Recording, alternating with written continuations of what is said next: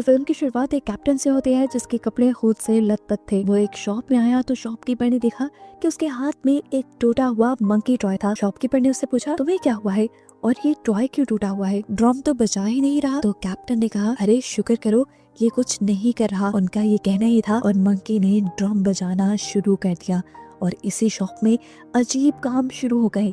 जैसा कि एक चूहे ने रस्सी काटी, उस रस्सी से जुड़ी चीजें हिली और पलक झपकने जितने वक्त में एक तीर आकर शॉपकीपर के अंदर स्टैब होकर उसे मार गया। उसे चीखने तक का मौका नहीं मिला। इससे ये साबित हुआ कि ये मंकी कर्स था। जब भी ये ड्रम बजाता तो किसी की मौत हो जाती। ये बात कैप्टन जानते थे।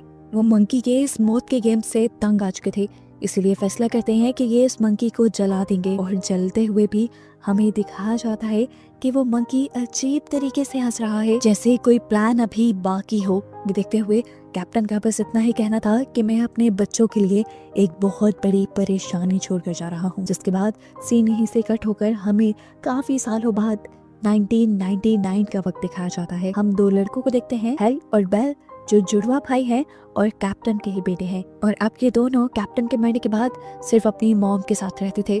उनकी मॉम भी ज्यादा अपने काम में बिजी रहती थी, तो दोनों का वक्त ज्यादा एक दूसरे के साथ ही गुजरता था। इन दोनों को अपने डैड के बारे में जानने के लिए हमेशा क्यूरियोसिटी रहती थी, लेकिन इनकी मॉम इनसे कभी इनके डैड के बारे में बात ही नहीं करती थी। एक दिन इन्होंने खुद अपने डैड के सामान को चेक करने का फैसला किया, जहाँ पर उनकी मिलिट्री यूनिफॉर्म के साथ उन्हें एक बॉक्स भी मिला। इस बॉक्स को जब खोला गया तो इसमें वही मंकी था जिसे हम मूवी के स्टार्ट में देख चुके हैं। बॉक्स पे लिखा था, इस मंकी में चाबी भरो और फिर देखो क्या होता है। बेल हेल से कहता है, हमें ये चेक करना चाहिए। हेल भी जोश में आकर मंकी के अंदर चाबी घुमा देता है, लेकिन देखता है कि मंकी के अंदर कोई भी चेंजेस नहीं आए थे। शायद ये खिलौना पुराना और खराब हो चुका था। यही सोचकर वो इसको छोड़कर यहाँ से बाहर चले जाते हैं, लेकिन वो इसकी हकीकत जानते नहीं थे। खैर, हेल और बेल को अपनी नैनी के साथ आज लाइफ किचन रेस्टोरेंट जाना था, जहाँ जाने के लिए ये लोग बहुत ज्यादा एक्साइटेड थे। जब ये लोग जाकर गाड़ी में बैठते हैं तो हेल देखता है कि उनसे पहले ही वो मंकी टॉय आकर गाड़ी में बैठ चुका था। उसे अपनी आंखों पे यकीन नहीं हुआ। वो खुद मंकी टॉय को बॉक्स के अंदर रख कर आया था। खैर, उसने ज्यादा ध्यान नहीं दिया और ये लोग चल पड़े। ये लोग रेस्टोरेंट के अंदर आ जाते हैं और जब ये लोग खाना बनता एंजॉय कर रहे होते हैं, तभी हेल को एक अजीब सी आवाज सुनाई देती है, मंकी के ड्रम बजाने की आवाज। उसे ये नहीं समझ आ रहा था कि उसके साथ हो क्या रहा है। वो तो मंकी को गाड़ी में छोड़कर आया था, फिर ये आवाज उसे यहाँ कैसे आ रही थी? अभी इसने ये सब सोचा ही कि एकदम से शेफ की करतब दिखाती नाइफ उड़ते हुए सामने चली गई और हेल की नैनी के गले पर चलकर उसका गला कट कर नैनी की वही मौत हो गई और इन्हें संभलने का मौका तक नहीं मिला। सबको ये एक एक्सीडेंट लग रहा था, लेकिन हेल जानता था कि ये एक एक्सीडेंट नहीं बल्कि ये कुछ और ही है। हेल और बेल अपनी नैनी की मौत से, जो कि उनके सामने ही हुई थी, बहुत ज्यादा डिस्टर्ब हो गए थे। उनकी मॉम उन्हें नैनी के फ्यूनरल पर लेकर जाती हैं और उन्हें समझाती है कि लाइफ ऐसे ही है, कौन कब मर जाए किसी को नहीं पता। अब ये सब घर आ जाते हैं और हेल जाकर सबसे पहले मंकी टॉय के पास जाता है और उससे पूछता है, क्या ये सब जो हो रहा है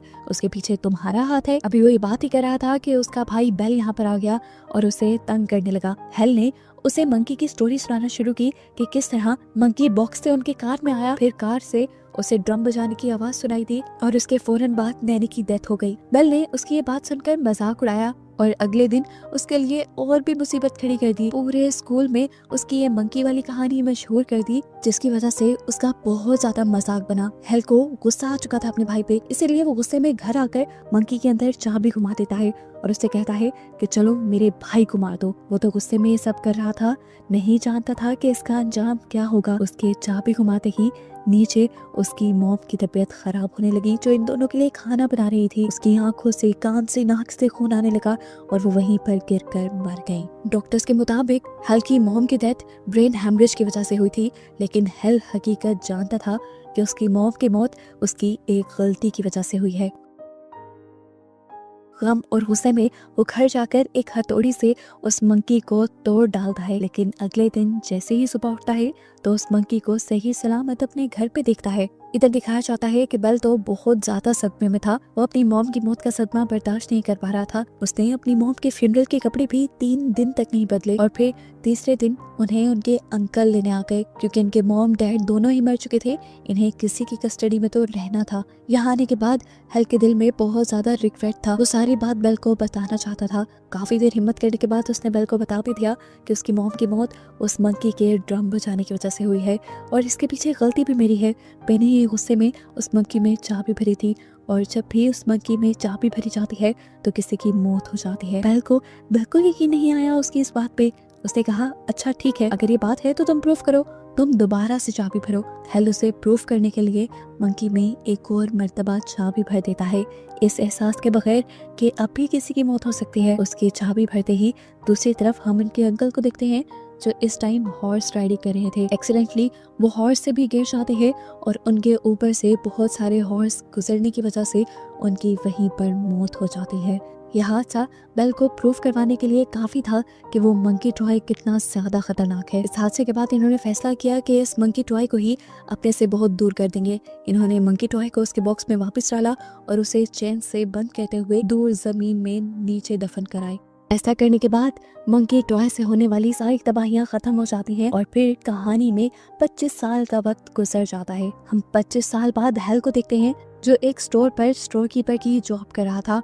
उसने अपने भाई से सारे ताल्लुक खत्म कर दिए थे क्योंकि उसे डर था कहीं वो अपने भाई से मिले तो इन दोनों के मिलते ही वो मंकी इनका पीछा ना करने लगे और उसकी तबाहियां दोबारा शुरू ना हो जाएं। अब हेल अपने मैनेजर से छुट्टी मांगता है क्योंकि आज उसे अपने बेटे पीट से मिलने जाना था जो उसकी एक्स वाइफ के साथ रहता था। वहाँ जाकर उसे एक शॉकिंग न्यूज पता चली कि उसकी एक्स वाइफ और उसका हस्बैंड अब पीट की लीगल कस्टडी लेने लगे हैं, जिसका मतलब था कि हेल अब और ज्यादा अपने बेटे के साथ टाइम नहीं स्पेंड कर पाएगा। यह उसके साथ आखिरी 2 दिन थे जिन्हें वो ज्यादा से ज्यादा अपने बेटे के साथ स्पेंड करना चाहता था। इन दिनों को यादगार बनाने के लिए हेल एक रोड ट्रिप पर निकल जाता है और रात होने पर ये लोग एक मोटेल में रुकते हैं। यहाँ पर हेल का बेटा उससे उसकी फैमिली के बारे में सवाल करता है। उससे पूछता है कि क्या आपका कोई भाई है।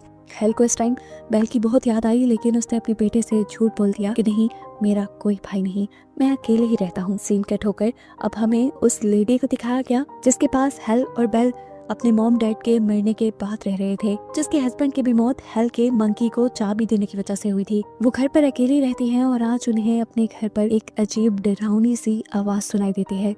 उन्हें ऐसा लगता है कि कोई उनके घर में घुस आया है, जिसे देखने के लिए वो अपनी गन उठाकर बाहर निकल आती हैं।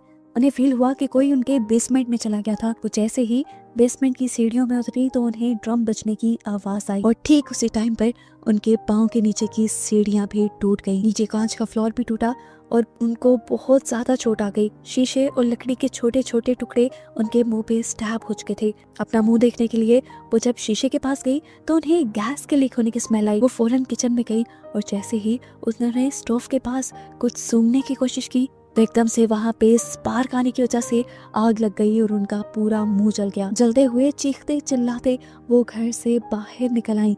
उन्हें समझ नहीं आया और वो सामने वाले बिलबोर्ड के पास चली गई, जहाँ जाते ही उनका सर बिलबोर्ड में स्टैब हो गया और उनकी वहीं पर मौत हो गई। ठीक इसी टाइम पर हेल को अपने मोटेल रूम में एक भयानक सपना आ रहा था। उसने इस सपने में अपनी मॉम को एक बहुत ही भयानक रूप में देखा और मंकी को भी देखा, जिसे देखते ही वो डर कर उठ गया और तभी उसने देखा कि उसके फोन पे बेल की कॉल आ रही थी, वो भी इतने सालों बाद। वो डरकर उसकी कॉल को उठाता है तो बेल उसे बुरी खबर देता है कि वो मंकी दोबारा से कहीं आ गया है और उसने तबाहियां भी फैलाना शुरू कर दी हैं। मुसीबत बहुत बड़ी थी, इन्हें उसे किसी तरह खत्म करना ही था, लेकिन इसी बात पे दोनों के दरमियान में लड़ाई हो गई कि उसे ढूंढकर खत्म करेगा कौन। ये बात करते हुए हेल कमरे से बाहर निकल आया था। वो देखता है कि पास के एयर कंडीशन से कुछ आवाजें आ रही थी। वहाँ पर स्पार्किंग हो गई, एयर कंडीशन जाकर दूर गिरा और वायर टूटकर पूल के अंदर गिर गई। पूल के अंदर करंट तोड़ गया और जैसे ही एक लड़की ने पूल में जंप की तो करंट लगने से उसकी वहीं पर मौत हो गई। देखकर हेल और भी ज्यादा डर जाता है और समझ जाता है कि वो मंकी पहले से ज्यादा खतरनाक हो गया है। अब तो उसका नाम लेने पर भी तबाहियां शुरू हो जाती हैं। हेल अब सबसे पहले पीट को वापस घर छोड़ने का फैसला करता है ताकि कम से कम उसकी जान खतरे में ना पड़े। लेकिन पीट तो हेल के पुराने घर जाना चाहता था जहाँ पर वो अपनी आंटी के साथ रहते थे। ये उसकी आखिरी ख्वाहिश थी। हेल को लगा कि उसे पूरी कर देनी चाहिए, इसलिए वो उसे अपनी आंटी के घर ले गया, जहाँ दिखाया गया कि आंटी के मरने के बाद उनके सामान की नीलामी हो रही थी और यहीं पर वो मंकी टॉय भी था जिसे एक लड़के ने खरीद लिया। रास्ते में हेल को अपना पास्ट भी आता रहा था, कैसे वो अपने डैड के लिए तड़पता था, उन्हें मिस करता था, लेकिन उनकी मॉम ने कभी उनसे क्लोज होने ही नहीं दिया और फिर तो उनकी मौत ही हो गई। उसके इसी ख्यालों से उसे जगाती है यहाँ पर एक एजेंट। जो एजेंट इसे एक शॉकिंग न्यूज देती है कि जिस टाउन में इस टाइम वो आया था, उस टाउन में अजीबोगरीब काम हो रहे थे। टाउन में एक के बाद एक लोग अजीबोगरीब हादसे से मर रहे थे। ये सुनकर हेल शॉक में आ गया। वो समझ गया कि मंकी टॉय इसी टाउन के अंदर है। ये दोनों बातें ही कर रहे थे कि इन दोनों की बातों से पीट को पता चल गया कि हेल का एक भाई बेल भी है। खैर, अब हेल को उस मंकी टॉय को ढूंढना था, जिसके लिए वो स्टोर रूम में चला जाता है, जहाँ पर ऑक्शन की सारी चीजें रखी गई थी। और वो जानता था कि उसकी आंटी के घर की सारी चीजें भी जो ऑक्शन में नहीं बिकी होंगी, वो यहीं पे होंगी। उसने पूछा क्या ऑक्शन में कोई मंकी टॉय भी था। एजेंट को ये अच्छी तरह से याद नहीं था, इसलिए उसने हेल के लिए स्टोर रूम खोल दिया, जहाँ पर वो उस मंकी टॉय को ढूंढने लगे। एजेंट ने जैसे ही एक कैबिन खोला तो अंदर से एक शॉटगन निकलकर उसके ऊपर गिर गई और खुद ब खुद चल गई, जिससे उस एजेंट की भी वहीं पर मौत हो गई। इस लड़की के मरते ही पूरे स्टोर रूम के अंदर उस मंकी टॉय के ड्रम्स की आवाजें सुनाई देने लग जाती हैं। अब यहाँ हेल को ये बात पता चलती है कि बेल पहले से ही इसी टाउन में है, लेकिन वो उससे मिलने नहीं आ रहा। हेल उसे फोन पर धमकी भी देता है और जब तब भी बेल उससे मिलने के लिए नहीं आता तो वो बेल की लोकेशन ट्रेस करने लग जाता है। और यहाँ हमें बेल के घर दिखाया जाता है कि बेल के इरादे बहुत ज्यादा खतरनाक थे। ट्विस्ट ये था कि वो मंकी टॉय जिसे हेल हर जगह ढूंढ रहा था, वो उसी के भाई बेल के पास था। बेल ने इस मंकी टॉय को ऐसे संभाल रखा था जैसे वो कोई इसका अहम दोस्त हो। साथ ही उसने अपने पूरे घर में अब ट्रैप्स भी लगा दिए थे, क्योंकि वो जानता था कि हेल उससे मिलने के लिए इस घर में जरूर आएगा और वो उससे बदला लेना चाहता है। उसे लगता था कि उसके डैड की, उसके मॉम की मौत और उसके अंकल की मौत भी हेल की ही वजह से हुई है। वो दुनिया में आज अकेला है तो हेल की वजह से ही है, इसीलिए वो हेल को मारना चाहता है। सीन्स पास्ट में शिफ्ट होते हैं और दिखाया जाता है कि जब इन दोनों भाइयों ने मिलकर उस मंकी टॉय को मिलकर जमीन के नीचे दफन कर दिया था, तब बेल वापस गया था उस मंकी टॉय को वहां से लेने के लिए, लेकिन तब उसे मंकी टॉय वहां नहीं मिला, सिर्फ मंकी टॉय की चाबी मिली थी, जिसके बाद से आज तक वो उस मंकी टॉय को ढूंढने की कोशिश कर रहा था। और आखिर वो मंकी टॉय उसकी आंटी के घर से ही मिला, जिसे उसने किसी दूसरे लड़के के जरिए खरीद लिया। अब यहाँ पर वो लड़का जिसने बेल को वो मंकी बेचा था, उसे वो मंकी वापस चाहिए था। उसने जब देखा कि हेल और उसका बेटा पीट आंटी के घर पर है, तो वो उन्हें गन पॉइंट पर लेकर बेल के घर के पास आ गया। उसे गन पॉइंट पे ही धमकी देते हुए पीट से कहा कि तुम अंदर बेल के घर जाओ और वहां से मंकी टॉय लेकर आओ। हेल जानता था कि अगर उसके हाथ मंकी टॉय लग गया तो बहुत बुरा हो जाएगा। वो उसे समझाता भी है कि तुम गलती से भी उस मंकी टॉय की चाबी ना चला देना, नहीं तो यहाँ तबाहियां शुरू हो जाएंगी। यहाँ दिखाया जाता है कि पीट सारे ट्रैप से बचते हुए बेल के पास पहुंच गया था। बेल के पास जाते ही बेल उसे मंकी तो दे देता है, लेकिन पीट बेचारे को तो मंकी की कोई कहानी पता ही नहीं थी। बेल पीट को मजबूर करता है कि पीट मंकी के पीछे की चाबी घुमा दे, और जैसे ही पीट ये चाबी घुमाता है, बाहर उसके डैड के पास मौजूद आदमी के हाथ से गन चल जाती है। शुक्र था कि वो गोली हेल को नहीं लगी थी, बल्कि विंड ग्लास के आर पार होकर वो बाहर शहद की मक्खियों के छत्ते पर लग गई थी, जिसकी वजह से सारे शहद की मक्खियां आकर उस लड़के के मुंह के अंदर चली जाती हैं और उसे काट कर वहीं पे मार देती हैं। ये देखते हुए हेल समझ गया कि उन्होंने मंकी की चाबी घुमा दी है। इन सब चीजों को रोकने के लिए वो भी बेल के घर के अंदर आ गया, लेकिन जैसे ही वो अंदर आ रहा था तो उससे एक ट्रैप एक्टिवेट हो गया और वो वहीं पर फंस गया। उसे देखते हुए बेल उसके पास आया। इन दोनों के अंदर लड़ाई शुरू हो गई और इसी बहस में इन्हें पता ही नहीं चला कि कैसे इन्होंने अपने मसले सुलझा लिए। इन दोनों ने एक दूसरे से माफी मांग ली, लेकिन अब बहुत देर हो चुकी थी।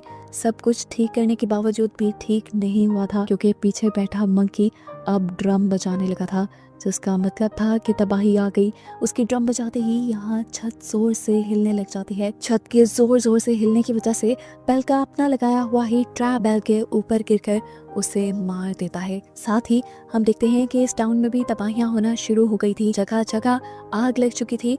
प्लेन जो यहाँ से गुजर रहे थे वो भी क्रैश होने लगे थे और पूरा इलाका तबाही से भर गया था। यहाँ पर हम देखते हैं कि हेल और पीट किसी तरह उस घर से निकलने में कामयाब हो गए थे। अब वो इस टाउन से भी बाहर निकल रहे थे और इन्होंने फैसला किया था कि वो उस मंकी टॉय को अपने साथ ही रखेंगे, ताकि उससे आने वाली तबाहियों को कंट्रोल किया जा सके। इस टाउन से निकलने से पहले ये इस टाउन में एक हॉर्समैन को देखते हैं, जो कि डेथ की एक निशानी था, जो रिप्रेजेंट कर रहा था इस टाउन की तबाही को। और बस इसी को दिखाते हुए ये कहानी यहाँ खत्म हो जाती है।